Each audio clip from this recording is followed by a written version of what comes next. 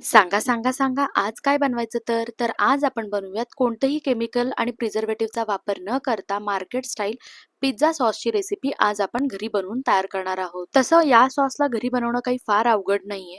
खूप कमी साहित्यामध्ये तुम्ही एकदम मार्केटपेक्षा पण भारी सॉस घरी बनवून तयार करू शकता, तेही काहीच मिनिटात. आणि हा सॉस काही लवकर खराब होत नाही. महिनाभर तर तुम्ही याला फ्रीजरमध्ये ठेवून वापरू शकता. चला तर मग आपण पिझ्झा सॉस बनवायला सुरुवात करूयात. तर पिझ्झा सॉस बनवण्यासाठी इथं मी 3 पिकलेले टोमॅटो, 3 बॅडगी मिरची आणि 5 ते 6 लसणाच्या कळ्या मी इथं घेतलेल्या आहेत.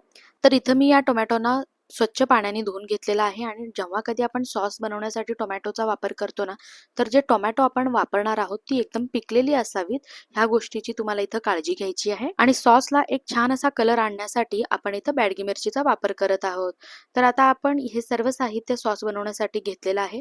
आणि आता दुसरीकडे आता आपण काय करणार आहोत, तर एका कढईमध्ये 1 ते 1.5 ग्लास इतपत आपल्याला पाणी घालून घ्यायचं आहे. कढईमध्ये पाणी घालून घेतल्यानंतर आता आपण यातच आपण जे सर्व साहित्य मगाशी घेतलं होतं ना, त्या सगळ्या साहित्याला आपल्याला या पाण्यामध्ये घालून घ्यायचं आहे. पण त्यापूर्वी आपल्याला टोमॅटोचा जो वरचा भाग आहे त्याला काढून अशा रीतीने मधोमध चीर लावून आता आपण याला पाण्यामध्ये ऍड करून घेऊयात. अशा रीतीने जर तुम्ही टोमॅटो शिजवाल ना, तर जो टोमॅटो शिजवण्यासाठी वेळ लागतो ना, तो फार कमी लागतो. म्हणूनच आपल्याला सगळ्या टोमॅटोची देठं काढून त्याला असं कट करून पाण्यामध्ये ऍड करून घ्यायचं आहे. सगळे टोमॅटो पाण्यात घालून घेतल्यानंतर यातच आपण 5 ते 6 लसणाच्या कळ्या आणि आपण ज्या बॅडगी मिरची घेतल्या होत्या ना, त्याची देठं काढून आपल्याला पाण्यामध्ये ऍड करून घ्यायचं आहे. तर इथं मी सर्व साहित्य कढईमध्ये घालून घेतलेलं आहे. चला तर मग आता आपण याला थोड्या वेळासाठी शिजवून घेऊयात. या सगळ्या साहित्यांना शिजवायला काही फारसा वेळ लागणार नाहीये. गॅसची फ्लेम जर तुम्ही मीडियम टू हाय फ्लेम वर ठेवून याला शिजवत असाल ना, तर 5 ते 7 मिनिटांमध्ये हे सर्व काही शिजून तयार होईल. थोड्याच वेळानंतर तुम्ही ते बघू शकता, टोमॅटोची जी साल आहे त्यावरती खूप साऱ्या सुरकुत्या पडलेल्या आहेत. यावरूनच तुम्हाला समजेल की जो टोमॅटो आणि बाकीचे जे साहित्य आहे ते एकदम व्यवस्थितरित्या शिजलेलं आहे. चला तर मग आता आपण या सर्व शिजलेल्या साहित्याला एका भांड्यामध्ये काढून घेऊया. आणि हे सगळं साहित्य शिजवून झाल्यावरती जे पाणी राहतं ना कढईमध्ये, त्याला फेकून द्यायचं नाहीये. तर पुढे आपल्याला सॉससाठी या पाण्याचा आपण वापर करू शकतो. आता दुसरीकडे आपण जे शिजवून घेतलेलं साहित्य आहे ना, आता हे पूर्णपणे गार झालेलं आहे. तर हे साहित्य गार झाल्यानंतर आता आपल्याला या सर्व टोमॅटोची जी साल आहे त्याला काढून घ्यायचंय. काही वेळानंतरच तुम्ही इथे बघू शकता, इथे मी सर्व टोमॅटोची जी साल होती तिला काढून घेतलेलं आहे.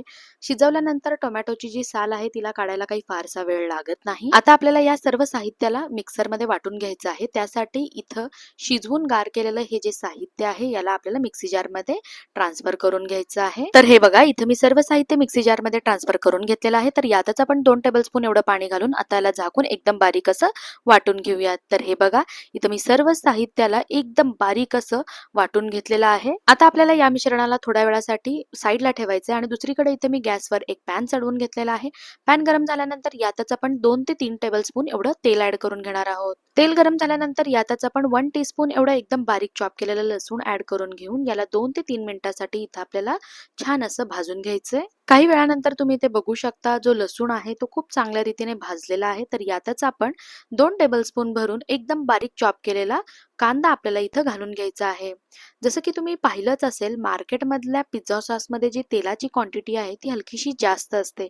कारण की तेल जे आहे ते ॲज अ प्रिझर्वेटिव्ह म्हणून काम करतं. म्हणूनच आपल्याला पिझ्झा सॉस बनवताना थोडंसं जे तेलाची क्वांटिटी आहे ती जास्त ठेवायची आहे. कांद्याचा कलर हलकासा लालसर झाल्यानंतर यातच आपण जे वाटून घेतलेलं मिश्रण होतं ना, त्याला आता ऍड करून घ्यायचंय. तर इथं मी सर्व शिजवून वाटून घेतलेल्या मिश्रणाला पॅन मध्ये ऍड करून घेतलेलं आहे. तर चला तर मग आपल्याला या मिश्रणाला थोड्या वेळासाठी शिजू द्यायचंय. 4 ते 5 मिनिटांनंतर तुम्ही इथं बघू शकता, जे मिश्रण आहे ते हलकंसं कोरडं झालेलं आहे. तर चला तर मग आता आपण यामध्ये जे राहिलेले साहित्य आहे त्याला ऍड करून घेऊया. तर सगळ्यात अगोदर इथं मी 1 टीस्पून एवढं रेड चिली फ्लेक्स, अर्धा टीस्पून इतपत काळी मिरी पावडर, काळी मिरी पण तिखट असते त्यामुळेच इथं मी अर्धा टीस्पून इतपत याचा वापर केलेला आहे.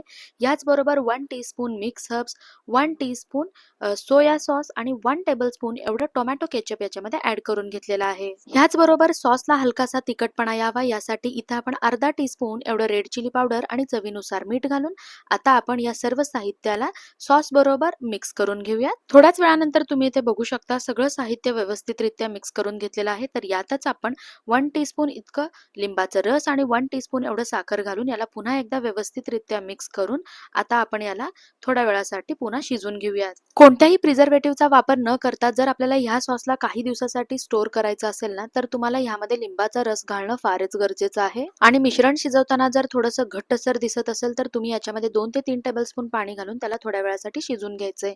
तर फायनली इथं आपला जो पिझ्झा सॉस आहे तो बनून तयार झालेला आहे. ह्याची कन्सिस्टन्सी जशी मार्केटमध्ये मिळते ना सॉस, एकदम तशीच बनून तयार झालेली आहे. तर यापेक्षा जास्त याला शिजवायचं नाहीये. तर हे बघा, इथं मी या पिझ्झा सॉसला एका सर्व्हिंग बोलमध्ये काढून घेतलेला आहे. तर सांगा बघू मंडळी, बनलाय ना आपला पिझ्झा सॉस एकदम मार्केट सारखा. तर तुम्ही सुद्धा एकदा तरी माझ्या पद्धतीने या सॉसला घरी नक्की ट्राय करून बघा. आणि जर तुम्हाला माझी रेसिपी आवडली असेल तर लाईक, शेअर, सबस्क्राईब नक्की करा. बाय.